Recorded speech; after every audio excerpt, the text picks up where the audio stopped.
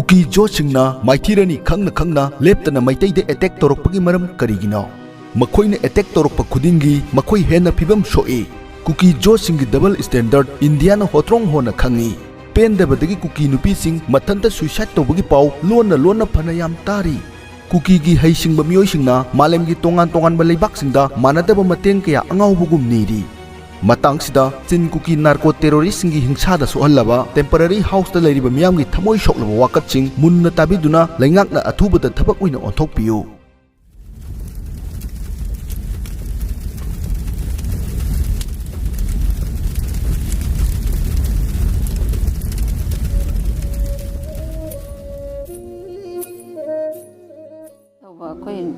phong phiron je natai chana laitamna ngang biji samaina na ba ko tu makhaji samaina makhaji lo chol kani ba makhaji ising pura inin kare makhaji do phong je phida banna samaina du cholam adu de hauji ana bai thai je si ma leire phak si ki mathak tane ba tu mi je ko adu de ma sangam da bji kyam kuira han ngarang nungdang adu de gini hidak ti pizza ba ka ma ta je hidak de naru pa ji de mu mayam ki chain jang de mu chabe ya maroi ka ma na to i chabe ta ko je to ana adu koina yimdagi singa phaba khara lawraga katang cha da bana sunambe de phaju phange koi mayam ge mu tha chupi ba mayam phaju khongal ga kan da chupi ba hauji kano gi mayam department gi dai lenga ki mi myam lai je moina phaju ko di pibiram ba leibra ingtham ta change da no jite pire pire pute mi among gi pibana tabna imung among gi phaju among pibana ponan da ba imung gi phaju among haije sumaina athaba kambal je bra pa sumuji sia pa ba ja dai chijiga o chiji ho narak pa kan da ya roi ba ko to de narak ka de phamu em gi da khom massage nik pa yaura ni moi lei ba moi acho sang jing do amuk tang la ga nong to pung dang tum bir lao ba pung dang tum bir lao khaji boiler na ti hai ba sida nam thi dan lei ba ya da tho hang to ba ya dre nam thi da na letin mayam ji khong ba ji se ji da lei ra ji le adi ma khum am ju khum bi de je khai de si jing bi de adi khoi mi ni pa ji ka mari ni tumam dai da mo pa to kan khu ga la ga tumam dai tawi si ma pham da lei ba je tha ma khara hela amani ni hoi jo kamaina tawi ma pham ja pe tang habiyo kari khudong cha da bano mayong na ri ba je khudong cha da ba be ma khoi kangdon ju pe de na da ju son da ju lai je da lai ri bu jaga ji ngon mo le kuma chi ka manam ga khoi di duk thar ji ungten ju ga ju duk adum thar khang ji ni kangdon ju mayam de mamang paren sa de loin thungi akhoi ason ma de kangdon ju pe de wa ri sini manam ha ju yam kalle ba ko manam ha je kari manam no si maning ji mayam ji ki tha da gule tin ni ji de tin ni mayam ji ki manam ji ka ana ye khara yori bi sigi kangthon mukta su si ko ibcheri bi mari mangani su ga leba eta chot khale serang tha ba se amu phoduk cherim ni chot pa di si chot khari chot la si di numit khani manungda dum numit ni umni da dum phogdo phogdo on mon ni de phok de ya tum ya de sing bi thok pa ni ma kha ji adigi tin kang kari gum su hekta kar pe yawe phamu mathak si de su lebak de ram ni na adu shot pa ga kari ga imu khoi yan ta de government su masing su na pibi rak ta ga government su ga sai gi akhoi gum si yam bani na moi de su warong ngani hauji fabricated house se tha ma phare na hongjan ba tha ma hele kha tha ni muk su re ado kari kamaina tawi kari phaubi isada kari khudong cha da ba na ta khudong cha ba thengna bi ha pe tang ha bi adubu moina phabung khara madi pire ko moi hamba gi khara adum pire ba do moi phangba gaina phange ba koi jin angang chen bani na phawung ju phang de ba adu makha du dagi thar ga tum ba je mompak chole ba makha dagi lening kai sing chot pado mompak da phawro pa dagi angang je na ba je phaw ya de ba adu bi khoi je phawung je am pa hauji akona sum yem ba da ju si je sum adum kaino to bu ma le ko dem oi ba je adum phangi ko adu phawung thara ga di amu he na loi chola ga sing du thoi ha ba adu gi phung chole adum phaw lai ba je khoi ngam ba na te ba Sije tu samaina sije koi je numini ni umni da dum phaude ya de ba manung da laining kara ko phai kai kwa asmaina leye ba khoi je aduga sidane ba khoi kaka tumi do sida tumba dagi dengi jin dengu ju na gre mai je huji hospital da admit ju tawre ba paung lai thab ko pa dagi manung dagi mapan dagi ising pungcho cho ki ba dagi asi nala gi semi ba moina ju ising chenda bam ju kwa direct chende ba mathak makha do adum chenda bam lai the dugi tunga ga lai khoi na dum sile ba adugum ju moina khud phajana sabi de ba si mapan da ju hauji inin ka ba je si da mak chokang thare chokang mathata bora khara thajale ko adu mathata mo ba thagar pane ba si da ju minari ne ba hauji nari ne si da ju adagi si amunu mini ni ne dum phau dia de dum phau lai re ba khoi je makha da loi ko phai ka khara ni khani da phau dok ta ya de ba adu ising ji di chenda bam udre kamaina to bono sa hana de dum phulak pra sondagi si pipe dagi si manung da pipe lai dana sondai chendra ga sondai chat laga sonda budi lai syntax direct thamne ꯍꯣꯏ washroom bathroom gi sisina ba sing je sida tare ha rona haija tade nong churo bagim do taraga ju chenda bam do sonda namdara di direct drain da saloi dra chen di haba sonda tong khale dana sonda kule du de khoina khunna hoina so ai leba dum nong subu kudi maggi du habni du ha sina sai phamba yadre sai chidana manam ledrin ge amot pa sing sumai mamang de gi la ka do ni लागा माई सी line सी सिदो सोम थोलानी अमोट बसे सी लोइनमुक थोलानी मसैदा लाकदोइनी pipe सी लागा सैसिदा सोमदा थादरगदोइमी सैसिदा मसैदा येंबियोदा सी मकुम कोना पालखिबनी मसैदा तौरी मोंगसे साइ लोइनमुक सिदा पुंजलादोइनी मदुना सोमदादी कायरमिना मनम महाजिदी याद्रे असिगुम्बा कयादनी Kong मचा मसु पोलक्सना side लेइबा मयाम सि नारकदोइमी हौजिसे सि मवोंग सिनि थम्मिबा मवोंग असे सिदगी अमोदा काइसे लोइ लाकदोइमी सैदा थादरकदोइमी मसैदा ने अखोइना यामना कांग नुंग लाइबा खोलिबा अखोइजो अयाम सेंगदोक्से ना सेंगदोक्नरिमी साइ सागी नानबो होनसे ना होनरिबनी अदुबु ngасai mokhoi sembirami basi jutcha da bhai tare nala sembire basi su chendar kadab jaga se kutlaga la kadam ni adu chendar kadab kut kadab jaga se tong le re asomdana wang kanu somdana kanu taw le kut le re somdana wang le re adu de ising ri selak pasi ngamdre silai ba nala nu la ga si mawong di chadramani tawri se अदो मयामना फजब खतंग गना खर लाखनी ममांग सी खतंग उरग सखिनी ममांग फजई है ना ममांग सी उदलगा अदुम चटखी सोम the तौरीब मयाम Sidi यंगबीदे उबीदे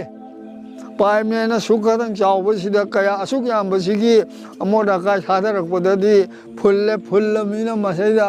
my मागी जगह मनम महा चेंसना ngahak ta bhaw leiba ngam phamba ngamde asai chatpham phamuni le jaga leite khoi gi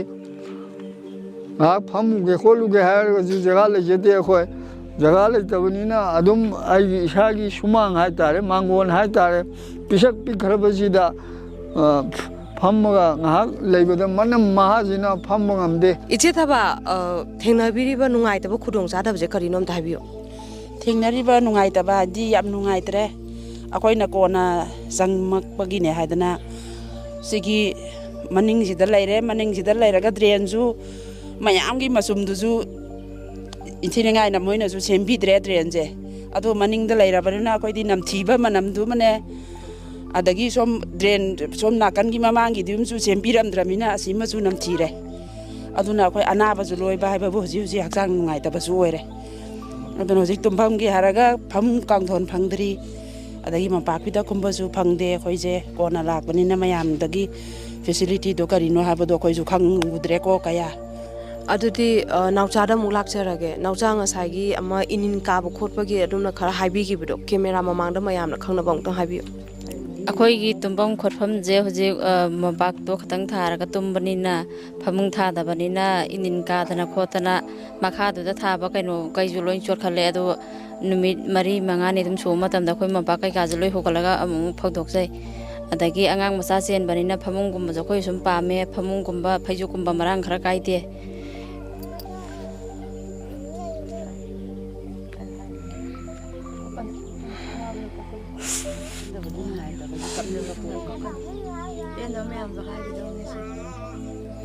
ꯊꯃꯣꯏꯕꯨꯗꯤ ꯌꯥꯝ ꯁꯣꯛꯑꯝꯒꯅꯤ ꯈꯪꯉꯦ ꯑꯗꯣ ꯑꯗꯣꯝꯅ ꯋꯥꯍꯩꯅ ꯐꯣꯡꯗꯣꯛꯇ ꯇꯥꯔꯒꯗꯤ ꯇꯥꯕꯤꯒꯗꯕꯁꯤꯡꯁꯤꯅ ꯊꯕꯛ ꯑꯣꯏꯅ ꯄꯥꯏꯈꯠꯄꯤꯒꯗꯕꯁꯤꯡꯁꯤꯅ ꯈꯪꯉꯔꯣꯏ ꯑꯗꯨꯅ ꯋꯥꯔꯁꯨ ꯋꯥꯅ ꯑꯗꯨꯝꯇꯪꯗꯤ ꯊꯝꯕꯤꯔꯝꯃꯣ ꯍꯣꯏ ꯐꯃꯨꯡ ꯐꯥꯅꯨꯡ ꯌꯦꯜꯂꯒꯁꯨ ꯑꯩꯈꯣꯏꯒꯤ ꯆꯞ ꯃꯥꯟꯅꯅ ꯏꯀꯧꯒꯤ ꯑꯣꯏꯔꯣ ꯑꯗꯒꯤ ꯂꯥꯛꯏꯕ ꯔꯤꯂꯤꯐ ꯀꯦꯝꯁꯤꯗ ꯂꯩꯕ ꯑꯣꯏꯔꯣ ꯆꯞ ꯃꯥꯟꯅꯅ ꯌꯦꯟꯕꯤꯕ ꯑꯣꯏꯇꯥꯔꯒꯗꯤ ꯑꯩꯈꯣꯏꯁꯨ ꯈꯤꯇꯪ ꯁꯥꯎꯅꯤꯡꯕ ꯈꯣꯠꯅꯤꯡꯕ ꯍꯥꯏꯕꯗꯣ ꯀꯩꯁꯨ ꯂꯩꯔꯣꯏꯗꯕꯅꯦ ꯈꯔ ꯑꯃꯅ ꯐꯪꯉꯦ ꯈꯔ ꯑꯃꯅ ꯐꯪꯗꯦ ꯍꯥꯏꯔꯨꯔꯒ ꯐꯃꯨꯡ ꯄꯤꯔꯛꯑꯔꯣই ꯍꯥꯏꯕꯒꯤ ꯑꯗꯨꯒꯨꯝꯕꯁꯨ ꯑꯗꯨꯝ ꯂꯩ ꯐꯃꯨꯡꯁꯤꯅ ꯀꯅꯥꯅ ꯌꯦꯜꯂꯒ ꯍꯧꯖꯤꯛ ꯑꯩꯈꯣꯏ ꯀꯅꯥꯅ ꯊꯥꯔꯒ ꯀꯅꯥꯅ ꯄꯤꯔꯒ ꯑꯩꯈꯣꯏꯁꯦ ꯇꯨꯝꯗꯣꯏꯅꯣ ꯍꯥꯏꯕ ꯃꯈꯥꯁꯤꯗ ꯑꯩꯈꯣꯏꯁꯦ ꯁꯤꯗ꯭ꯔꯤꯕ ꯃꯐꯝꯁꯤꯗ ꯑꯗꯨꯝ ꯊꯥꯔꯒ ꯃꯣꯝꯄꯥꯛꯁꯤꯗꯪꯈꯛ ꯊꯥꯔꯒ ꯑꯗꯨꯝ ꯇꯨꯝꯕ ꯌꯥꯔꯗ꯭ꯔꯥ ꯍꯥꯏꯍꯟꯅꯤꯡꯉꯤ ꯑꯗꯨꯒ ꯃꯅꯤꯡ ꯃꯌꯥꯗ ꯃꯣꯠꯂꯤꯕ ꯈꯣꯠꯂꯤꯕ ꯊꯣꯡ ꯍꯦꯛ ꯍꯥꯡꯇꯣꯛꯄꯒ ꯃꯅꯝ ꯅꯝꯊꯤꯔꯤꯕ ꯈꯣꯠꯂꯤꯕꯁꯤꯡꯁꯦ ꯃꯁꯤꯁꯨ ꯈꯤꯇꯪ ꯌꯦꯡꯍꯟꯅꯤꯡꯉꯤ ꯑꯩꯈꯣꯏꯒꯤ ꯑꯆꯧ ꯑꯁꯥꯡꯗ ꯁꯖꯤꯋꯥ ꯖꯦꯜ ꯅꯥꯀꯟꯗ ꯂꯩꯔꯤꯕ ꯐꯦꯕ꯭ꯔꯤꯀꯦꯇꯦꯠ ꯍꯥꯎꯁꯦꯁꯁꯤꯡꯗ ꯂꯩꯔꯤꯕ ꯏꯟꯃꯦꯠꯁꯤꯡꯁꯦ ꯃꯌꯥꯝꯁꯦ ꯎꯅꯔꯨꯔꯕ ꯃꯇꯨꯡꯗ ꯉꯁꯤ RK ꯄ꯭ꯔꯗꯛꯁꯟꯒꯤ ꯔꯣꯝꯗꯒꯤ ꯑꯈꯟꯅꯕ ꯋꯥꯐꯝ ꯑꯃꯇꯪ ꯔꯤꯀ꯭ꯋꯦꯁꯠ ꯑꯃꯇꯪ ꯃꯌꯥꯝ ꯇꯥꯅꯕ ꯊꯝꯖꯒꯦ ꯃꯐꯝ ꯑꯁꯤꯕꯨ ꯌꯥꯝ ꯍꯩꯅ ꯁꯤꯡꯅ ꯁꯦꯝꯕꯤꯈꯤꯕ ꯁꯥꯕꯤꯈꯤꯕ ꯊꯦꯀꯥ ꯂꯧꯕꯤꯈꯤꯕ ꯊꯦꯀꯥꯗꯥꯔ ꯑꯃꯗꯤ ꯃꯐꯝꯁꯤꯒꯤ ꯁꯦꯟꯊꯪ ꯀꯥꯏꯗꯕꯤꯈꯤꯕ ꯃꯤꯑꯣꯏꯁꯤꯡ ꯃꯔꯤ ꯂꯩꯅꯕ ꯃꯤꯑꯣꯏꯁꯤꯡ ꯃꯐꯝꯁꯤꯕꯨ ꯀꯣꯜꯂꯤꯕ DC ꯃꯐꯝꯁꯤꯕꯨ ꯊꯕꯛ ꯑꯣꯏꯅ ꯄꯥꯏꯈꯠꯄꯤꯔꯤꯕ SDO ꯆꯤꯐ ꯃꯤꯅꯤꯁꯇꯔ ꯑꯃꯗꯤ ꯃꯔꯤ ꯂꯩꯅꯕ ꯃꯤꯅꯤꯁꯇꯔ ꯑꯃꯗꯤ MLAꯁꯤꯡꯅ ꯑꯍꯤꯡ ꯑꯃꯇꯪ ꯃꯐꯝꯁꯤꯗ ꯂꯥꯛꯂꯀꯥꯟꯗ ꯑꯍꯤꯡ ꯑꯃꯇꯪ ꯂꯩꯔꯤꯕ ꯐꯦꯕ꯭ꯔꯤꯀꯦꯇꯦꯠ ꯍꯥꯎꯁꯁꯤꯡꯁꯤꯗ ꯀꯥ ꯑꯃꯇꯪꯗ ꯑꯍꯤꯡ ꯑꯃꯇꯪ ꯂꯦꯟꯕꯤꯅꯕ ꯃꯐꯝꯁꯤꯗ ꯃꯌꯥꯝꯅ ꯆꯥꯔꯤ ꯊꯛꯏꯁꯤꯡꯁꯦ ꯑꯃꯨꯛꯇꯪ ꯆꯥꯛꯈꯣꯝ ꯑꯃꯇꯪ ꯆꯥꯔꯀꯥꯟꯗ ꯏꯅꯤꯟ ꯀꯥꯔꯕ ꯀꯥꯁꯤꯡꯁꯤꯗ ꯐꯃꯨꯡꯗꯨꯗ ꯉꯥꯏꯍꯥꯛꯇꯪ ꯌꯥꯏꯍꯤꯞꯄꯤꯔꯀꯥꯟꯗ ꯀꯔꯤ ꯐꯥꯎꯕꯒꯦ ꯍꯥꯏꯕꯗꯣ ꯑꯃꯨꯛꯇꯪꯗꯤ ꯑꯦꯛꯁꯄꯤꯔꯤꯌꯦꯟꯁ ꯇꯧꯕꯤꯔꯨ ꯂꯥꯎ out of the world experience ꯑꯃ ꯁꯨꯡꯁꯣꯏ ꯁꯣꯏꯗꯅ ꯑꯣꯏꯒꯅꯤ ꯍꯌꯦꯡ ꯃꯈꯣꯏꯒꯤ ꯕꯥꯏꯑꯣꯒ꯭ꯔꯥꯐꯤ ꯁꯦꯝꯕ ꯃꯇꯝꯗ ꯍꯣꯔꯔ ꯑꯦꯛꯁꯄꯤꯔꯤꯌꯦꯟꯁꯇ ꯇꯣꯞ ꯃꯣꯁ ꯍꯥꯏꯅ ꯃꯈꯣꯏ ꯏꯔꯀꯥꯟꯗ ꯃꯈꯣꯏꯅ ꯂꯥꯏꯔꯤꯛꯇꯨꯗ ꯍꯥꯞꯄꯗ ꯌꯥꯝꯅ ꯆꯨꯅꯒꯗꯕ ꯃꯈꯣꯏꯒꯤ ꯄꯨꯟꯁꯤ ꯋꯥꯔꯤꯗ ꯌꯥꯝꯅ ꯐꯖꯕ ꯏꯅꯣꯠ ꯑꯃ ꯍꯥꯞꯀꯠꯄꯤꯒꯗꯕ ꯑꯦꯛꯁꯄꯤꯔꯤꯌꯦꯟꯁ ꯑꯃꯁꯨ ꯑꯣꯏꯒꯅꯤꯅ ꯈꯟꯖꯩ ꯃꯌꯥꯝꯒꯤ ꯃꯍꯨꯠ ꯁꯤꯟꯖꯗꯨꯅ RK ꯄ꯭ꯔꯗꯛꯁꯟꯅ ꯍꯥꯏꯔꯤꯕ ꯃꯤꯑꯣꯏꯁꯤꯡ ꯊꯦꯀꯥꯗꯥꯔ SDO DC ꯄꯥꯕꯨꯡ ꯕꯤꯔꯦꯟ ꯍꯤꯔꯝꯖꯤꯕꯨ ꯀꯣꯜꯂꯤꯕ ꯃꯤꯅꯤꯁꯇꯔ ꯑꯃꯗꯤ ꯃꯐꯝꯁꯤꯕꯨ ꯀꯣꯜꯂꯤꯕ MLAꯕꯨ ꯕꯥꯇꯣꯟ ꯊꯥꯖꯔꯤ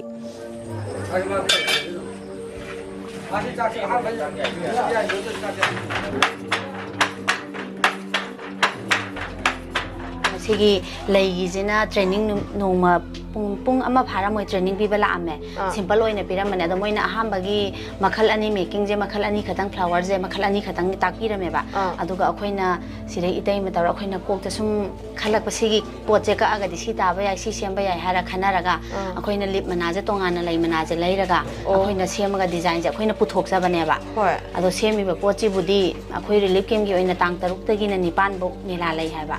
ꯁꯤꯒꯤ ꯀꯩꯅꯣꯗ ꯇꯧꯅꯤ ꯍꯥꯏ ꯏꯕꯣꯌꯥꯏꯃ ꯁꯪꯂꯦꯟꯗ ꯑꯗꯨꯒ ꯇꯥꯡ 8ꯗꯒꯤꯅ 12ꯐꯥꯎꯕꯅ ꯃꯣꯏꯒꯤ ꯑꯣꯔꯒꯅꯥꯏꯖ ꯁꯤꯜꯂꯤꯕꯁꯤꯅꯔ ꯈꯪꯗꯦ ꯃꯣꯏ ꯑꯗꯨꯗ ꯃꯣꯏ ꯁ꯭ꯇꯣꯜꯗꯣ ꯑꯗꯨꯗꯨꯗ ꯀꯩꯅꯣ ꯇꯧꯕꯤꯌꯣꯅ ꯍꯥꯏꯔꯛꯑꯦꯕ ꯑꯗꯨꯒ ꯁꯤꯒꯤ ꯂꯪꯒꯤ ꯁꯥꯔꯤꯁꯤꯅ ꯁꯤꯁꯤꯅ ꯑꯩꯅ ꯑꯗꯨꯝ ꯌꯨꯝꯗꯒꯤ ꯏꯁꯥꯅ ꯍꯩꯖꯕꯅꯦꯕ ꯁꯤꯁꯤꯁꯨ ꯑꯗꯨꯝ ꯀꯩꯅꯣꯗꯤ ꯃꯣꯏꯅ ꯈꯨꯠꯁꯥ ꯍꯩꯖꯕꯗꯣ ꯄꯨꯊꯣꯛ ꯍꯥꯏꯔꯒ ꯑꯗꯨꯒꯤ ꯑꯩꯈꯣꯏꯅ ꯇꯧꯖꯕꯅꯦ ꯏꯁꯥꯅ ꯂꯣꯏꯅꯃꯛ ꯄꯣꯠꯁꯦ ꯂꯩꯖꯕ ꯉꯥꯛꯇꯅꯦꯕ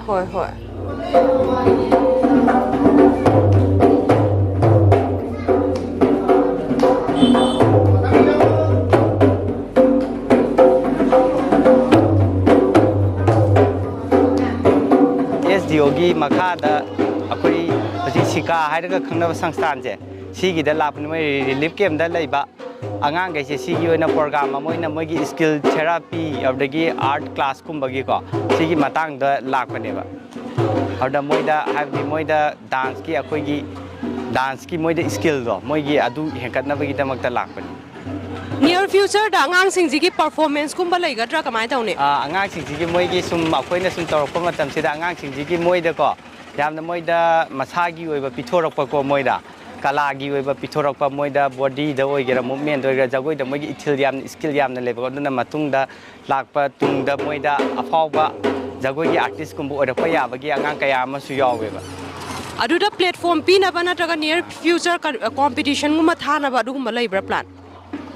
ꯑꯗꯨꯗꯣ ꯃꯣꯏ ꯃꯇꯝꯒꯤ ꯂꯥꯛꯄꯒꯤ ꯃꯇꯨꯡ ꯏꯟꯅ ꯑꯗꯨꯝ ꯃꯗꯨꯒꯤ ꯐꯦꯁꯤꯂꯤꯇꯤꯁꯨ ꯑꯗꯨꯝ ꯐꯪꯅꯤ ꯍꯥꯏꯇꯥꯔꯦ ꯍꯧꯖꯤꯛꯀꯤꯗꯃꯛꯇꯤ ꯏꯠꯂꯒ ꯊꯝꯕꯅꯦꯕ ꯍꯣꯏ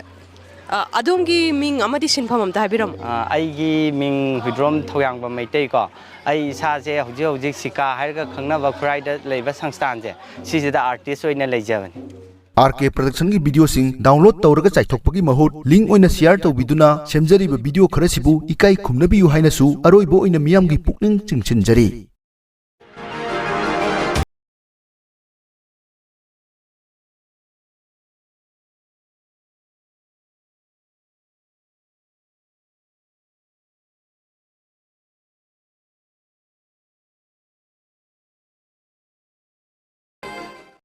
ngasigidamakta matang asida tension jari mityeng tabiriba pumnamakpu RK Production gi maikai dagi thagat jari।